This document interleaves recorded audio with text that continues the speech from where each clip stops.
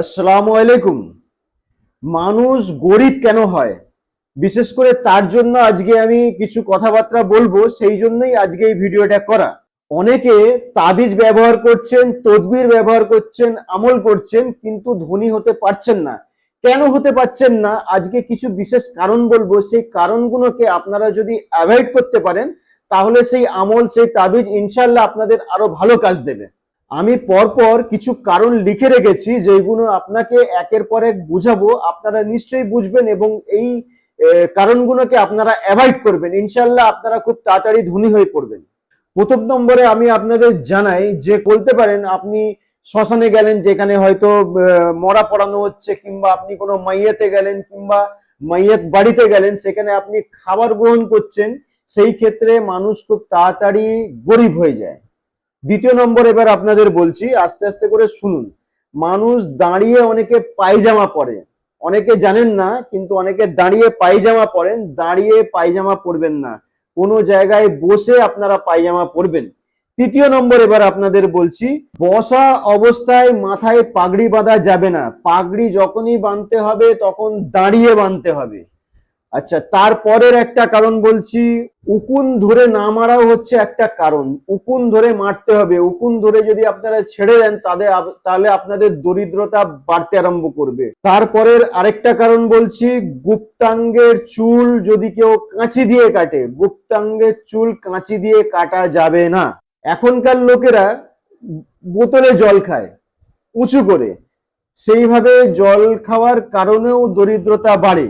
যখনই জল খাবেন, গ্লাসে মুখ দিয়ে বসে জল খাবেন।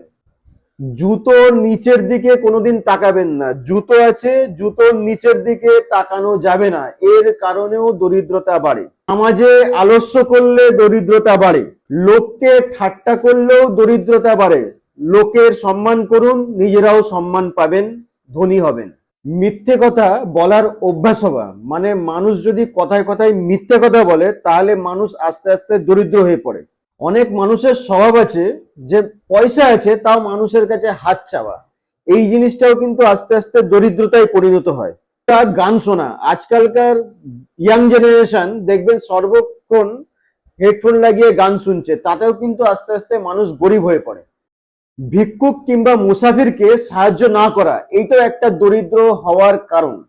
যাই হোক, কিছু কারণ বললাম, এই কারণগুলো যদি আপনারা অ্যাভয়েড করেন, তাহলে আপনারা খুব তাড়াতাড়ি ধনী হয়ে দাঁড়াবেন।